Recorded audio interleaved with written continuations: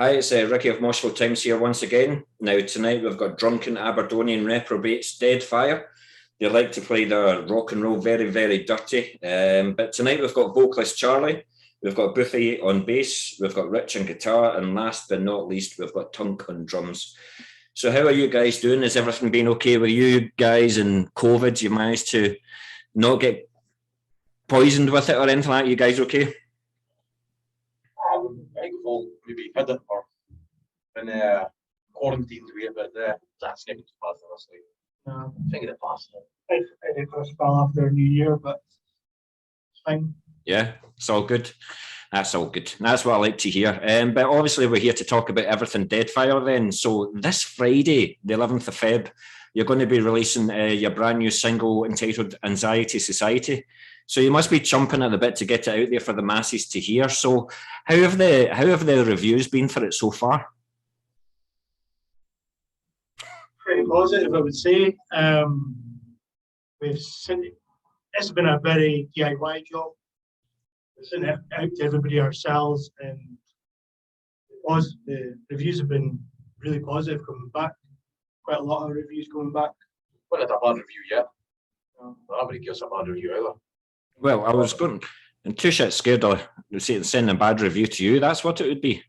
No, it's not been great. It's not been ace. Like you said, it's one of the things. It's felt like it's been ticking forever. Yeah. To come round, and then now it's this week. It feels like fucking hell. This week's done. Preparing for it since November. Aye. Yeah. Yeah. Well, I remember when I saw you at the gig a few months ago. I think it was November, or was it late October, November something? I did say to Charlie, this is your best song that you've recorded so far. So I find myself going up and down my halls and going, yay, singing the bloody chorus, you know. No, that's Charlie. I can't be like Charlie. Can't be like Charlie. But on a serious note, though, anxiety is a huge issue at the moment, as it's always been. So is this your way of expressing your own demons and kicking them into touch and making everybody feel better about themselves? Is that the whole purpose of the song? I think anxiety is something that every single person suffers to some degree.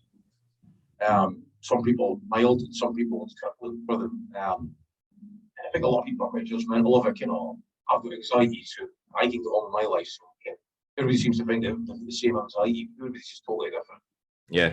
It's not always obvious, and everybody kind of tends to mask it and hide it.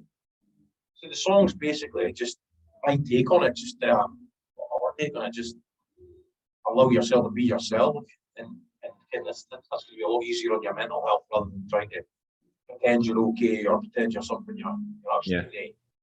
Yeah. So we starting together kind of thing and realising that we've all got our problems and we should help each other with them, kid. Yeah.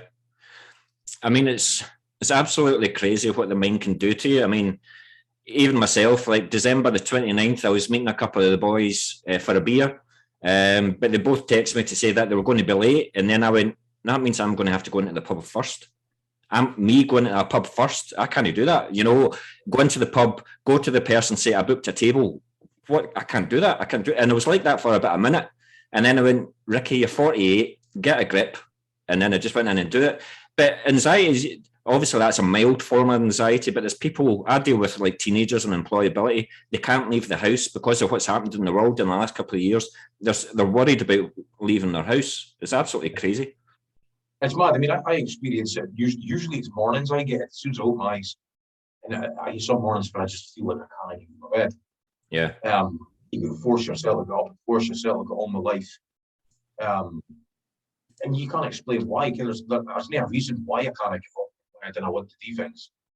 You just can't explain it. And I think that's the worst thing about it. And then can't really say, no, just call me. Yeah. It's just simple as that for everybody. So. Yeah. But I think it's important that everybody realises that. It normally goes out the door as soon as you go in the pub. It's like one of the filters at the door. You get into the door. Yeah. Yeah. Well, I know you don't have the problem about opening a door into a pub. I know that. But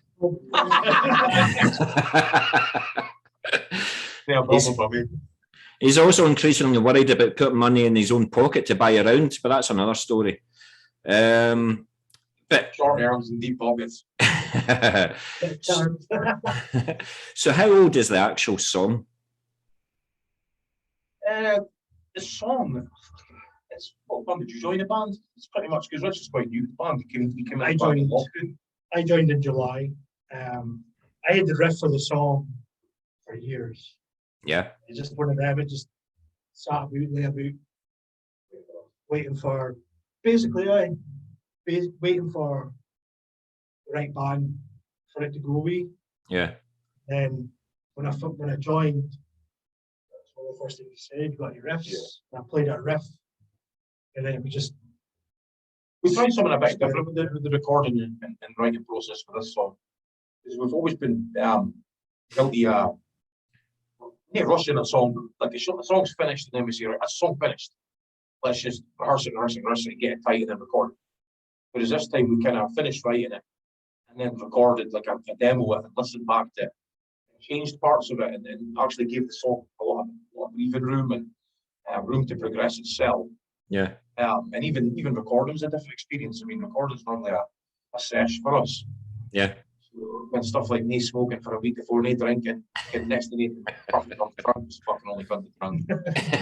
Plus, as well, the vocals is last to record, so as soon as Tom's finished his drums and then he cracks open a tin. I've never been in the studio sober, so I was kind of facing back I always like the stories within Deadfire. They're always good. But Rich, with you saying that you had that song for that riff for a number of years, were your musical projects before this, or did you just feel it wasn't the right time to play in those other bands? But as soon as you joined Deadfire, you were like, "This fits the band's ethos. I'm going to play them with a riff and see if they like it." Yeah, I tried to do some of them with it years ago, and it just one of them. It never progressed. I couldn't get past the riff. Yeah. Your last proper band. And then my last proper band, they were a punk band, so they weren't interested in it really. Yeah. For the style of music, pretty much. Right?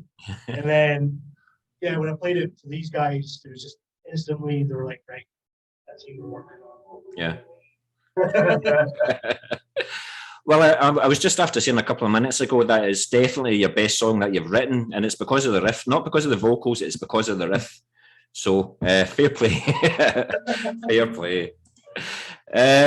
But for those that are new to the band then, how would you say it compares to My Mind Belongs to the Devil? And do you think you've found the sound that you've been looking for with your latest single? Or do you think you've just tightened a few areas and made the songs better? Kind of been said before about us that I think we're kind of like a covers band playing originals. If you listen to our albums, the band seems to stick to one kind of genre. It kind of floats.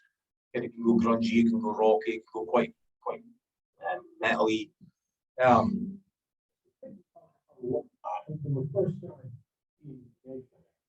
Yeah. Classic rock.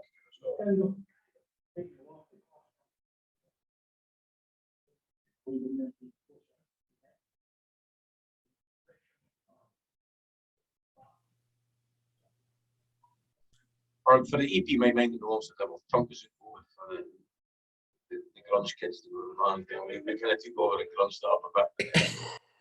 I'm not taking it back to classic rock. No, that's absolutely cool. The problem is the thing with the Devil EP was it literally got released a week before the initial lockdown.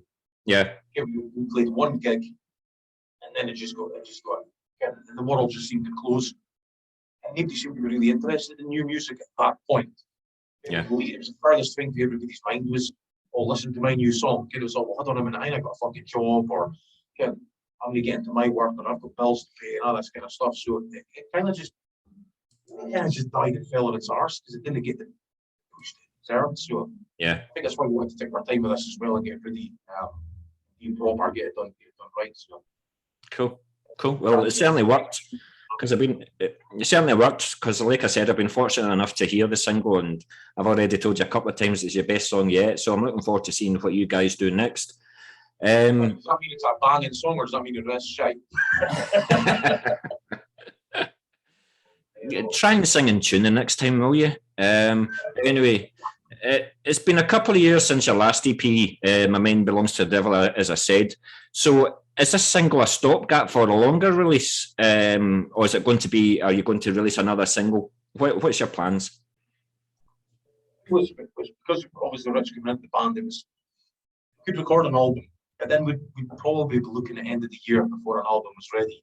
By the time you write 8 to 10 songs and then record them, and then we kind of feel like usually you take an album out and you maybe pick 2 songs, a title track, and then a second track. They get videos, they get a bit of push, they get a radio play, and then you've maybe got 6 or 7 songs that are equally as good, reaching a light of day to other than people are hardcore fans. Yeah. So we've come up with the idea this year to try something. You were going to release a single every 8 weeks or thereabouts. Put them on a physical album, CD, kind of thing for the end of the year. But the idea is that every single to get the same push. Every single will get a music video, will get pushed into video play, all that kind of stuff. We'll get artwork, photo shoots, all that kind of stuff. It's just it's kind of interesting, more fun for us if every single's occasion for us. It gives us an excuse to get there. I think we're still very much in the process as well. Like we've got a bunch of core fans, but you guys have never pushed on social media as much as you are doing this time, are we? We're going to do with the kids this year. So, we're releasing singles every 6 to 8 weeks this year.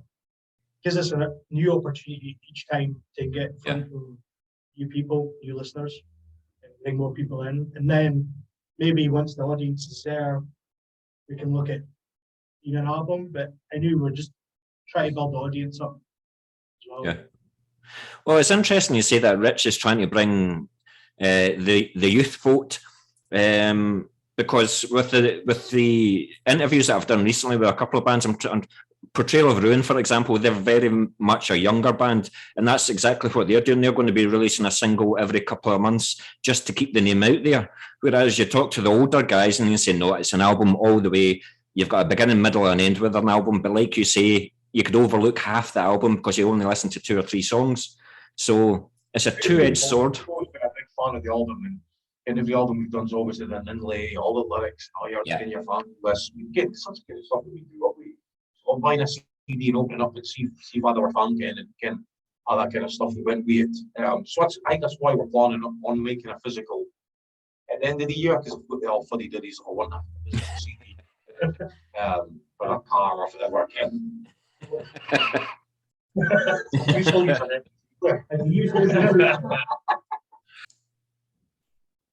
Right, thanks a lot for that, guys. So, that's very much a debate about the younger bands and the older ones. So, I'll be looking forward to the physical product at the end of the year, but also I love your single releases as well. I loved everything that you've done, but like I say, I really like this song. But where did you record the song and who produced and mixed it for you? We recorded it here before we actually did the interviews for a rehearsal space at Captain College Studios. Aberdeen, Home of Fat Heavy Records, the independent label that we work with. I was recorded by Paul Emerson, mixed by Paul Emerson, and who's the name master of it? Pete Mayer. Yeah. Is master of it. Yeah. So is this going to be a pattern that you're going to continue with the next singles, or are you going to change things maybe once or twice? Maybe look for a different sound? Are you happy with the way things are going? I think we're quite comfy where we are. It's good for us. It's finding Andy, it's finding close. And we love working with Paul because he's a good pal ours. It's just there's no like weird feelings when you go in and there's skin. Yeah. Paul's not good to tell you if he doesn't like something or if he's something wrong or So are you scared of him? Normally everybody's scared of you, but you're scared of him. Paul's with the power, might be something good or no. Good stuff. Like if it's not broke, you don't fix it, or is that the phrase? Oh, you know what I'm trying to say. So when were you guys able to get back in the rehearsal studio? Have you been able to get back a couple of times a week for some time now, or? Well, it's up in July right enough. I think it's more October, November, the more every week and stuff. Because we did fuck all during the lockdown. Half of us are still on flip phones. Fucking BT Salner, whatever the fuck it is. Yeah, it's us passing ideas and recording stuff online. It's never been a fixed thing. We'd Sam and write a band in the room. Yeah. Host it and wait for all that to come back. But I'm going to do it every week. Yeah. I'd imagine all the other guys though, Charlie, they would have been able to pick up their instruments and just practice and keep the fingers dirty and stuff like that, but you wouldn't have been able to do anything with your vocals. So I was just wondering, how did you keep your vocals in check? Really, to be honest, it took a while to come back. It's one of the things because it was such a break, didn't it? It just took a few rehearsals and nice of screaming for it to kind of come back to being the mediocre that it is. But no, to be fair, I think I'm probably lucky because I can practice it. I annoy the shit out of people at work singing all day. So, well, that's what I was wondering. Where you just practice in the shower, you sang in the shower or in the car, and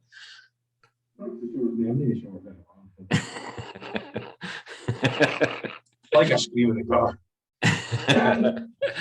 Good stuff. Listen, I've only got a few more questions left, but thanks very much. But with this single then, did you do all the lyrics for the single, or did you welcome contributions from the band, with you being the vocalist, Charlie? I think this was just me. It's just you. I'm definitely one of the like, if a guy's got a lyric, I'll be like, because actually Mary Jane was me and you, mainly you. We did Mary Jane, and the newest team we're actually writing just now. We're Not Your Enemy. We've been working together on the lyrics for that. So I'm kind of, obviously I love writing lyrics and a good way of expressing. Get sometimes songs that I've experienced, sometimes songs are just made up shit that come in my head. So yeah, I had the opening melody and then lyrics, and then you changed it. Change the lyrics. Kept the melody. Kept the melody. Yeah. But I imagine though, Charlie, if, say for example, Rich wrote the lyrics, would it be quite difficult to picture how he was wanting you to sing it? If he wrote the lyrics, you know, is that why you kind of take ownership of the lyrics? Because when you're writing them, you can see this is where I'm going to go. This is the chorus coming in here. I know exactly how I'm going to sing it. But it might have been more difficult if Rich had written the lyrics, for example. Yeah, I suppose, because if I'm telling the story, it's going to give me my narrative. We had that years ago where kind of I can't remember the song it was. We wrote a song. At the time, it's like it's a third verse. It's about a third verse. I was like, the story's been told. And there's a beginning, the middle, and end. The song I'll just fucking change it and write more shit again. So I suppose it would be in that way, but then I suppose it would be the same if I fucking went guitar. Yeah. Yeah. You'd be surprised I wrote a guitar. But we're a band that are open to him. Yeah. When we were writing the song, side, there was input for everybody on like the guitar riffs, the 4 choruses, the 3 choruses and stuff. Everybody had an input. I would write songs for band. We tend to, maybe there's some ideas before, but they tend to be written in the room as a 4-piece. So yeah. It's always just that. Does Tunk even contribute? Yeah, the drummer.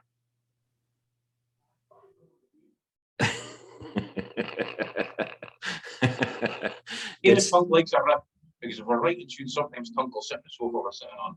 And if Rich starts playing a riff, you came when Tunk likes it because he just gets up and goes on the drums.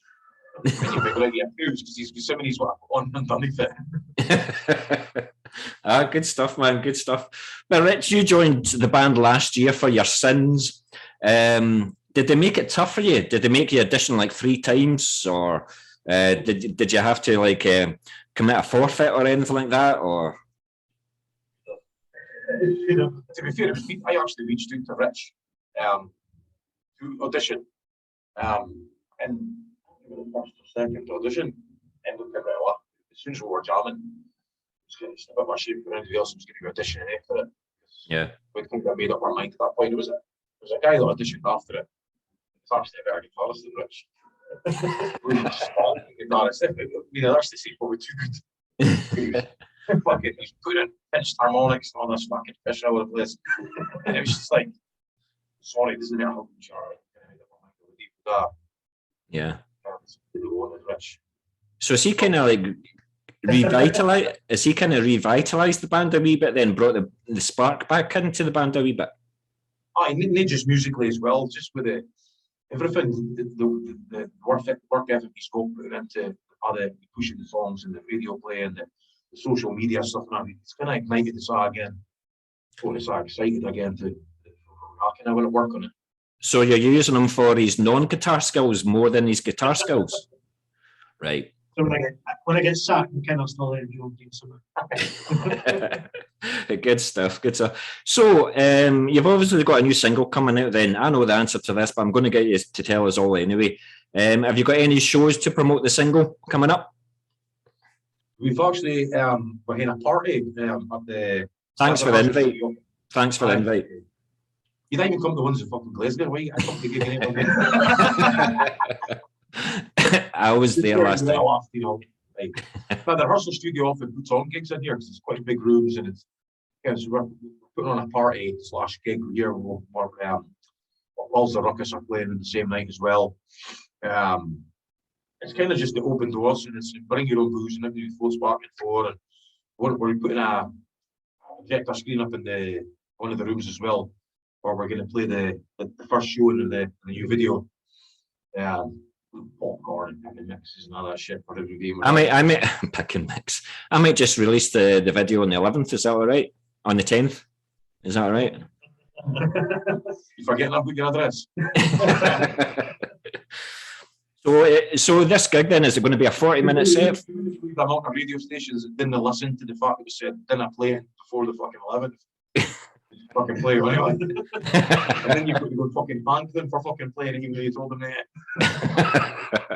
No, I will abide by the rules. I'll wait for you to tell me.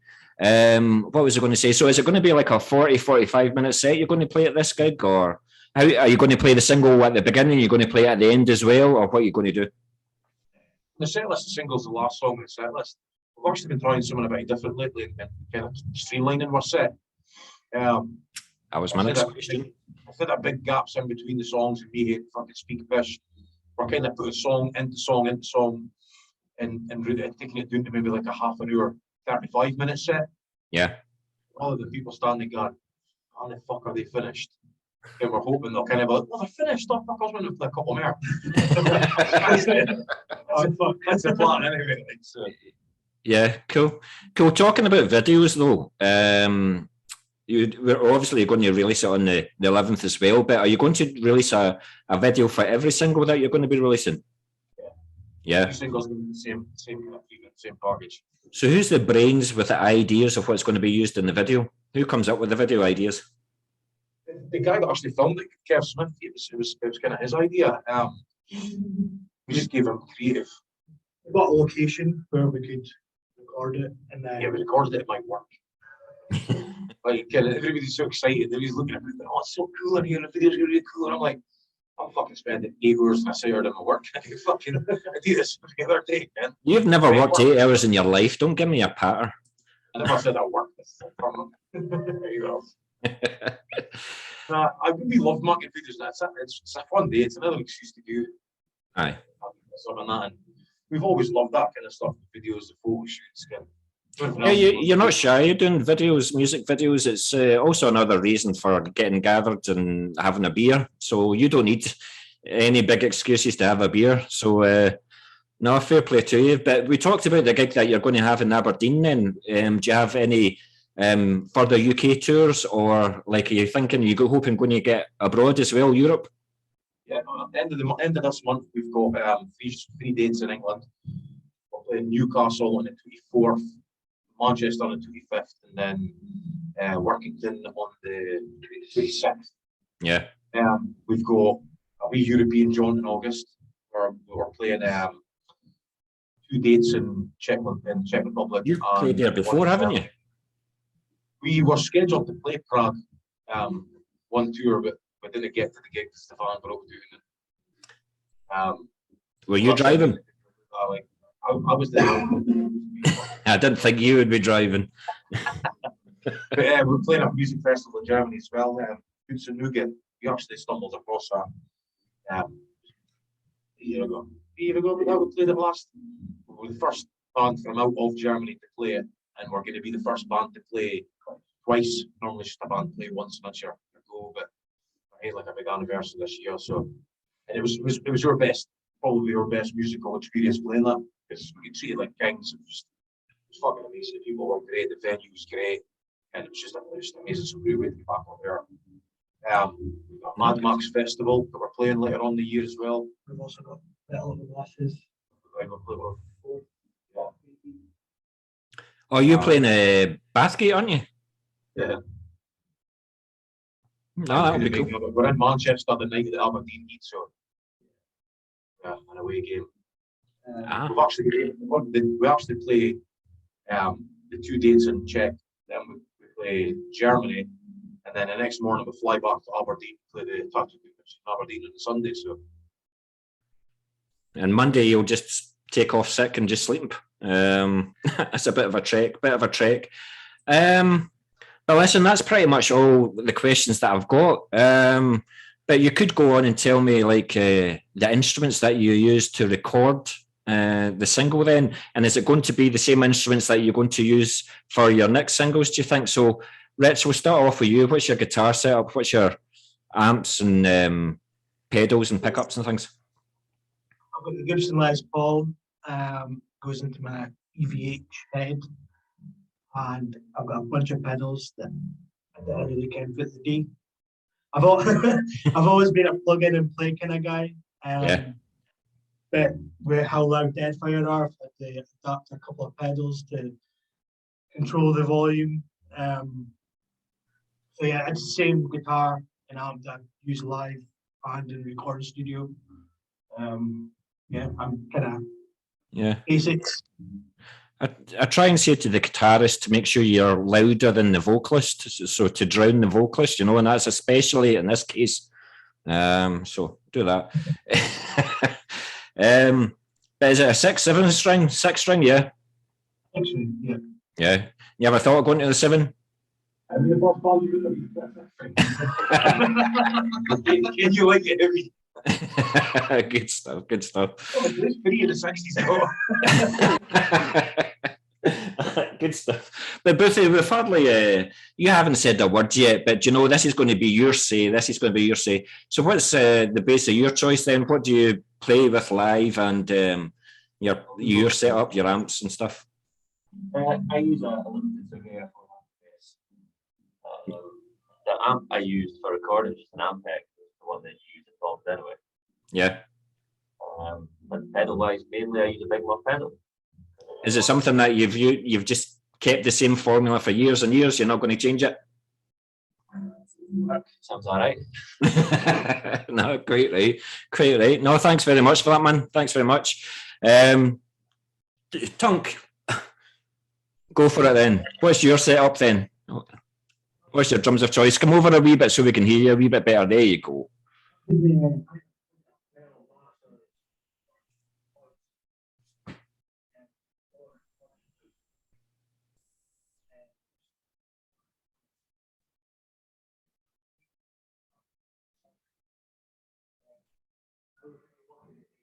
I don't think he likes to use a microphone.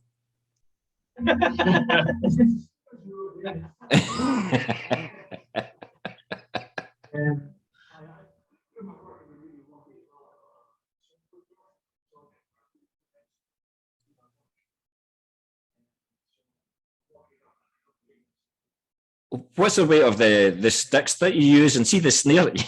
See the snare sound. Was it quite? Did you change the sound of the snare for this single, and what sticks do you use, and what weight are your sticks?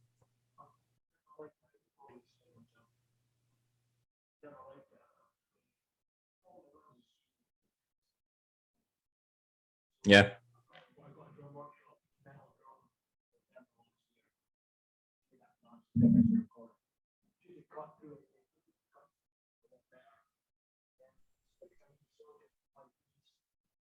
Cool.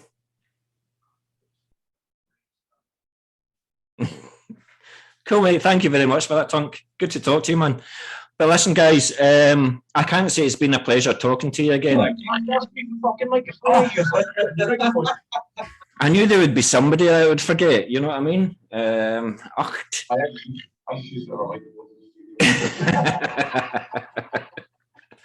But I think you're quite easy when it comes to being a vocalist. I don't mean your personal life, but if you just sing into any microphone, don't you? Or have you went through a range of microphones and chosen one, or have you got your own? I tend to use the classic. I like using these because you can actually cup the mic, feed it back, rather than everybody else with the SM58s and fucking. I've always preferred them, but that's the first decent. I bought a Shure this week. It's always been fucking 50 eBay jobs I've been buying. So did that cost you a few bob? Did that cost you a few bob? I just got £100. And compared to these boys spent on gear. Well, you've set the standard to the rest of the boys. You've got to buy new equipment to keep with the times, so you've set the standard.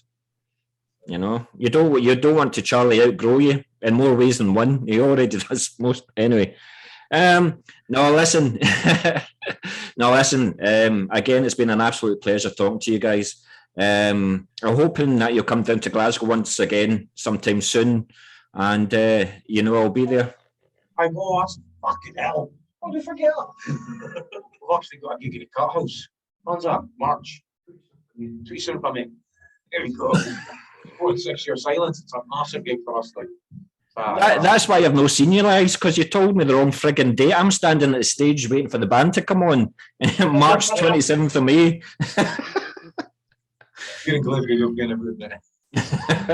No, I'll definitely be there, man. Definitely be there, man. And this time I will not be driving. Do you know what night it is, actually? Do you know what night it is? Friday night. It's Friday night. Oh, that's fine then. I don't need to. That's fine, and I won't be driving. So let's get that sorted. Guys, I don't like him. But anyway, no. So I'll be keeping an eye on how the single goes. I'll make sure it gets airplay on Moshville Radio. You'll have 2 articles released on Moshville Times as well coming up as well. So I'll do the write up for this as soon as I can. I'll try and do it tonight. So there'll be a lot of exposure out in Moshville Times as well for myself. You'll get it played on the radio. And I'll keep on doing my bit on social media to badmouth you guys.